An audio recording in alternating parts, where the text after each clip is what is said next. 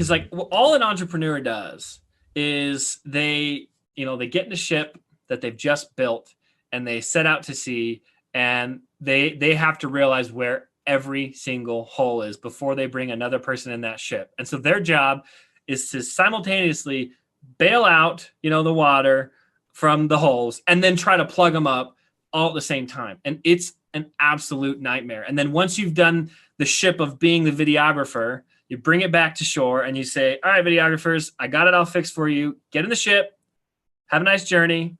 And now I got to get in the managership. And so now I got to go figure out how to manage those guys in their ship. And there are holes everywhere. And you do it over and over again. Then you do it as a salesperson, because I was the sales guy, man. I was the one that was messaging the brides, and I was the one that was closing the packages and getting the commission, and giving that up was hard because I took a huge pay cut because they weren't as good as me. They'll never be as good as you. It's your business, right? It's like you own. Not giving up when I had like a crazy bride calling me at 11:30 p.m. screaming at me saying that she wanted to sue us because she was cold when she took her photos, even though she picked the middle of December and she picked the middle of a snowstorm. Somehow that's my fault, right? Do I tell her she's wrong and she's crazy and risk a bad review? How do I handle that? But then I also have to plug the hole, meaning I need to go amend my contract to make sure that never happens again.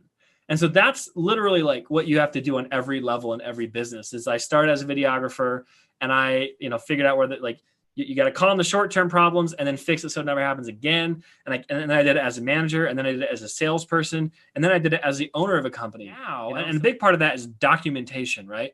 When you patch the hole, it's not patched until you document what happened and how to prevent it from ever happening again on a simple Google Doc. Because then when you hire a manager, all you got to do is say, here's the Google Doc. There you go. Like, it's basically a business journal is your SOP, right? Standard operating procedure. And I think that if somebody wants to build a business that's huge and successful, all you got to do is start in the ship and, patch it and get the SOPs, and then take the risk and jump into the next ship.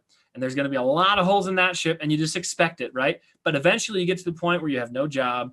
And because you have patched every ship, you got a full fleet that can sail on its own with all the instructions, and you can sit back and collect the profit. So, and you just if you're willing to do that, that's why you deserve to make the money you do once you finally get there, if that makes sense.